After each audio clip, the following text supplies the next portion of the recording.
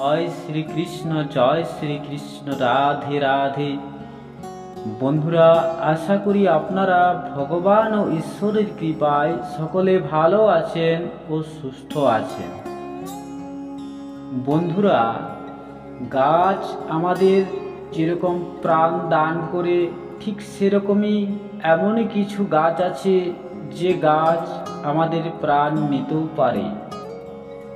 তাই বন্ধুরা, বিশেষ করে এমন কিছু গাছপালা বা এমন কিছু গাছপালার যে ফল বা গাছের শিকড় আমরা যদি ভুলবশত বা কোনো কারণবশত আমরা না জেনে শুনে সেই গাছের ফল অথবা সেই গাছের পাতা আমরা যদি খেয়ে ফেলি, তাহলে আমাদের অজান্তে মৃত্যু পর্যন্ত হয়ে যায়।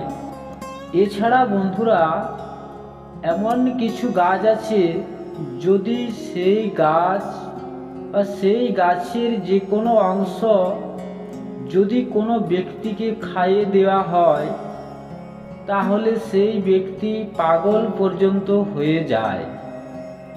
তো বন্ধুরা, ঠিক সেরকমই বনস্পতি শাস্ত্রে উল্লেখ আছে যে গাছ আমাদের প্রাণ নিতে যেরকম পারে, গাছ আমাদের প্রাণ দিতে পারে। তাই একটি গাছ হাজার প্রাণ। তো বনস্পতি শাস্ত্রে ঠিক এমনই কিছু বিশেষ গাছের কথা উল্লেখ আছে। হ্যাঁ বন্ধুরা, যে গাছ আমাদের মানব জীবনে বহু ধরনের মারণ রোগের ওষুধ তৈরি হয়ে থাকে, যা এখনো পর্যন্ত হয়ে আসছে সেই পৌরাণিক যুগ থেকে। ঋষি পরম্পরা এই আমাদের ভারতবর্ষ তথা সারা বিশ্বে এমন কিছু মারণ রোগের ওষুধ সৃষ্টি হয়, তা হলো সেই গাছ থেকে। তো বন্ধুরা, তাই আমাদের না জেনে শুনে, না ভালোভাবে জেনে সেই সব গাছ আমরা ব্যবহার করব না, বা আমরা সেই সব গাছ কোনোভাবেই আমরা বাড়ির উঠোনে বলুন বা বাড়ির সেরকম জায়গাতে বলুন আমরা লাগাবো না। তো এই বিষয়ে বন্ধুরা, আমার এই চ্যানেলে প্রতিনিয়ত বিভিন্ন ধরনের গাছ সম্বন্ধীয় ভিডিও আপনারা পেয়ে থাকবেন। আর তাই আমি আজকে বলবো যে বনস্পতি শাস্ত্রে উল্লেখিত একটি খুবই গুরুত্বপূর্ণ গাছের কথা। বন্ধুরা, যে গাছটি আয়ুর্বেদ শাস্ত্রে অতি উত্তম স্থান দেওয়া হয়েছে, তথা বাস্তুশাস্ত্রে বনস্পতি শাস্ত্রে এই গাছ খুবই একটি গুরুত্বপূর্ণ গাছ। আর এই গাছ সকল দেবদেবীর খুবই প্রিয় একটি গাছ। আর এই গাছ যে বাড়িতে থাকে, সেই বাড়িতে কোনোদিন ধনধান্যের অভাব হয় না, টাকা পয়সার অভাব হয় না, ধন দৌলতের অভাব হয় না। এই গাছ যে বাড়িতে থাকে, সেই বাড়িতে সদা মা লক্ষ্মীর কৃপা দৃষ্টি সেই বাড়ির উপর থাকে। আমাদের কর্মফলদাতা শনি মহারাজের কুদৃষ্টি সেই বাড়িতে কোনোভাবেই পড়তে পারে না বা পড়বে না, যদি এই গাছ সেই বাড়িতে থাকে। তো বন্ধুরা, এই গাছটি ভগবান বলুন সকল দেবদেবীর জন্য অতি প্রিয় এই গাছ। এছাড়া কর্মফলদাতা শনি মহারাজের খুব প্রিয় এই গাছ, কারণ এই গাছের ফুল দিয়ে সমস্ত দেবদেবীর পুজো করা যায়। তাছাড়া বিশেষ করে শনি মহারাজের পুজোতে এই ফুল বিশেষ লাভদায়ক বা ফলপ্রদ। তাই এই গাছ যদি আপনারা বাড়ির পূর্ব দিকে লাগাতে পারেন, তাহলে ভগবান কৃপায়, মা লক্ষ্মীর কৃপায়, শনি মহারাজের কৃপায় আপনার কোনোদিন অর্থের অভাব হবে না। হ্যাঁ বন্ধুরা, তো এই গাছ সকল দেবদেবীর যেহেতু প্রিয়, তাই এই গাছের ফুল দিয়ে সকল দেবদেবীর চরণে দেওয়া যায়। তো বন্ধুরা, এই গাছটি হচ্ছে নয়নমণি বা নয়নতারা। হয়তো আপনি আপনার এলাকা হিসেবে আঞ্চলিক নাম আলাদা হতে পারে, কিন্তু বন্ধুরা বনস্পতি শাস্ত্রে, আয়ুর্বেদ শাস্ত্রে এই গাছকে নয়নতারা গাছ বা নয়নমণি গাছ বলা হয়ে থাকে। তো বন্ধুরা, গাছটি, এই গাছের ফুল দুই প্রকার হয়ে থাকে। একটি পিঙ্ক অথবা গোলাপি কালারের ফুল, একটি সাদা, পুরো হোয়াইট, একেবারে সাদা।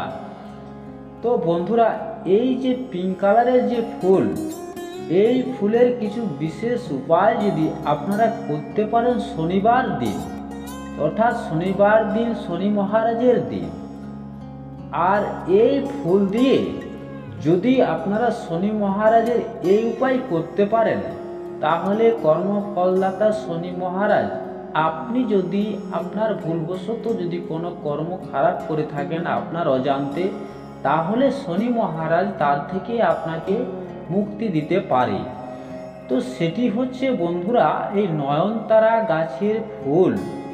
সেই নয়নতারা গাছের ফুল শনিবার দিন আপনি অসুস্থ গাছের গোড়ায় সন্ধ্যাবেলা অথবা বিকালবেলায় শনি মহারাজের পুজোর সময় যদি জল অর্পণ করার সময় এই গাছের ফুল দিয়ে পুজো করতে পারেন প্রতি শনিবার, তাহলে বন্ধুরা ভগবান শনিদেবের কৃপায় বা শনি মহারাজের কৃপায় আপনার শনির কুদৃষ্টি আপনার উপর পড়বে না। এছাড়া বন্ধুরা, এই শনিবার দিন এই নয়নবরী বা নয়নতারা গাছের এক টুকরো শিকড় আপনারা যদি সেই অসুস্থ গাছের গোড়ায় বিধিপূর্বক পুজো অর্চনা করার সময় সেই গাছের এক টুকরো শিকড় যদি নিজে ধারণ করে রাখতে পারেন, তাহলে বন্ধুরা আপনার উপর কোনো ধরনের জাদু, তন্ত্র মন্ত্র, জাদু টোনা, খারাপ শক্তি আপনার উপরে প্রবেশ করতে পারবে না বা আপনার কাছে ধারে কাছে আসতে পারবে না। হ্যাঁ বন্ধুরা, তো যদি আপনারা সেই গাছের শিকড় শনিবার দিন ভালো করে গঙ্গা জল দিয়ে ধুয়ে সেই শনি মহারাজের পূজার সময় সেই গাছের শিকড় মন্ত্রপুত করে আপনারা যদি ধারণ করতে পারেন কোনো তাবিজ বা মাদুলিতে ভরে, ডান হাতে ছেলেরা, মেয়েরা বাম হাতে, সেই সাথে বন্ধুরা আপনারা মা লক্ষ্মীর পুজোয় এই ফুল প্রতিনিয়ত ব্যবহার করতে পারেন। এরপর বলি বন্ধুরা, এই গাছের মধ্যে আয়ুর্বেদ শাস্ত্রে এই গাছকে অতি উত্তম স্থান এই জন্য দেওয়া হয়েছে যে এই গাছের আয়ুর্বেদিক গুণাগুণ বহু আছে। বন্ধুরা, এই গাছে, নয়নতারা গাছে এমন কিছু রোগ বা এমন কিছু মারণ রোগের বা মারণ রোগ ব্যাধির ওষুধ সৃষ্টি হয়ে থাকে, তাই এই গাছকে, এই নয়নতারা গাছকে আয়ুর্বেদ শাস্ত্রে খুব গুরুত্বপূর্ণ স্থান দেওয়া হয়েছে। তো সেই বিষয়ে আমি আপনাদেরকে পরে কিছু অন্য ভিডিও নিয়ে আসব। আজ আমি এই নয়নতারা গাছের ফুল শিকড় দিয়ে যে উপায় বললাম আপনারা যদি করতে পারেন, তাহলে ভগবানের কৃপায়, শনি মহারাজের কৃপায়, মা লক্ষ্মীর কৃপায় আপনার জীবনে সেই সব সমস্যা, আর্থিক সমস্যা, আর্থিক অভাব অনটন সেই বাড়িতে আসতে পারে না, হতে পারে না। তাই বন্ধুরা, ভগবান শনি মহারাজের কৃপায় ও মা লক্ষ্মীর কৃপায় এইসব উপায় করে আপনারা অবশ্যই আপনার বাড়িতে শনিবার দিন এই গাছ এনে প্রতিস্থাপন করুন। মা লক্ষ্মীর কৃপায়, শনি মহারাজের কৃপায় আপনার ভালো হবে, খারাপ হবে না। বন্ধুরা, ভিডিওটি ভালো লাগলে লাইক করতে ভুলবেন না, কমেন্টে অবশ্যই জয় শনি মহারাজ লিখতে ভুলবেন না। চ্যানেলে নতুন হয়ে থাকলে বলবো চ্যানেলটিকে এখনই সাবস্ক্রাইব করে দিন। সাবস্ক্রাইব করার জন্য আপনাকে কোনো টাকা পয়সা খরচ করতে হয় না। আমার এই চ্যানেলে প্রতিনিয়ত আপনারা এই ধরনের গুরুত্বপূর্ণ তথ্য পাবেন, যেগুলো আপনাদের সকলের জন্য খুব একটি দামি বার্তা আমি আপনাদের নিয়ে আসি এই চ্যানেলে ভিডিওর মাধ্যমে। তাই চ্যানেলটিকে সাবস্ক্রাইব করে পাশে থাকবেন, প্রতিনিয়ত চ্যানেলকে ফলো করতে ভুলবেন না। ততক্ষণ সবাই ভালো থাকুন, সুস্থ থাকুন। পরের ভিডিওতে দেখা হবে। ধন্যবাদ।